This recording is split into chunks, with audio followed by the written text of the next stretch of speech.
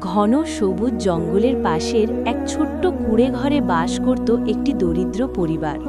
পরিবারে ছিল বাবা, মা এবং তাদের ছোট্ট এক মেয়ে। সংসার চলত খুব কষ্টে। মেয়েটির বাবা প্রতিদিন জঙ্গল থেকে কাঠ কেটে বাজারে বিক্রি করতেন। সেই সামান্য আয়ই কোনো মতে দিন কাটত তাদের। অনেক দিন এমনও যেত যখন তাদের ঘরে 3 বেলা খাবার জুটত না। কখনো শুধু এক বেলা খেয়ে, কখনো না খেয়েই রাত কাটাতে হতো। তবুও তারা কখনো আল্লাহর ওপর থেকে ভরসা হারায়নি। অভাবের মধ্যেও 5 ওয়াক্ত নামাজ, রোজা এবং দোয়া থেকে তারা কখনো দূরে সরে যায়নি। একদিন সকাল থেকে ঘরে এক মুঠো খাবারও ছিল না।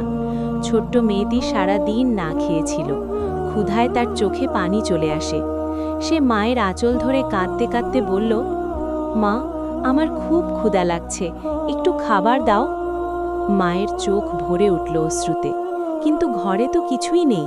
তিনি মেয়েটিকে বুকে জড়িয়ে ধরে শুধু বললেন, মা, একটু ধৈর্য ধরো, আল্লাহ অবশ্যই আমাদের জন্য কিছু ব্যবস্থা করবেন। সন্ধ্যের দিকে যখন চারপাশে অন্ধকার নেমে এসেছে, ঠিক তখনই তাদের দরজায় কড়া নাড়ার শব্দ হলো। দরজা খুলে দেখে এক বৃদ্ধ দরবেশ দাঁড়িয়ে আছেন। তার মুখে ক্লান্তির ছাপ, চোখে শান্তি।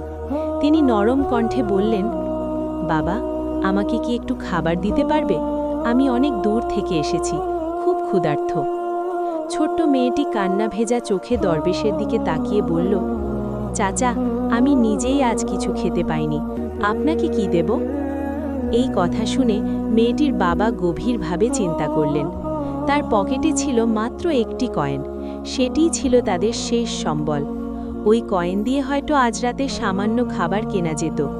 কিন্তু তিনি এক মুহূর্ত দেরি না করে সেই শেষ কয়েনটি দরবেশের হাতে তুলে দিলেন। মা অবাক হয়ে তাকিয়ে রইলেন, কিন্তু কিছু বললেন না, কারণ তিনি জানতেন আল্লাহর পথে দান কখনো বিফলে যায় না। দরবেশ কয়েনটি হাতে নিয়ে আকাশের দিকে 2 হাত তুলে আন্তরিক দোয়া করলেন, হে আল্লাহ, এ পরিবারের ঈমান, ধৈর্য এবং দানের প্রতিদান তুমি দুনিয়া ও আখিরাতে দাও। দোয়া শেষ করে তিনি ধীরে ধীরে চলে গেলেন। পরদিন ভোরে এক আশ্চর্য ঘটনা ঘটল। মেয়েটির বাবা জঙ্গলে কাঠ কাটতে গিয়ে একটি পুরনো গাছের গোড়ায় মাটির নিচে চাপা পড়ে থাকা একটি ছোট বাক্স দেখতে পেলেন। কৌতূহলবশত তিনি সেটি খুলে দেখলেন, ভেতরে রয়েছে কিছু স্বর্ণ মুদ্রা এবং মূল্যবান জিনিস। তিনি বিস্ময়ে স্তব্ধ হয়ে গেলেন। সেদিন থেকেই তাদের ভাগ্যের চাকা ঘুরে গেল। অভাবের সেই ঘর ভরে উঠল সুখে, শান্তিতে এবং রিজিকে। কিন্তু তারা কখনো তাদের পুরনো দিন ভুলে যায়নি, বরং তারা গরিব মানুষদের সাহায্য করতে শুরু করল, ক্ষুধার্তদের খাবার দিতে লাগল এবং আল্লাহর শুকরিয়া আদায় করতে লাগল। ছোট্ট মেয়েটি বড় হয়ে সব সময় বলতো, যেদিন আমরা আমাদের শেষ কয়েনটিও আল্লাহর পথে দিয়েছিলাম, সেদিনই আমাদের জীবনের দরজা খুলে গিয়েছিল।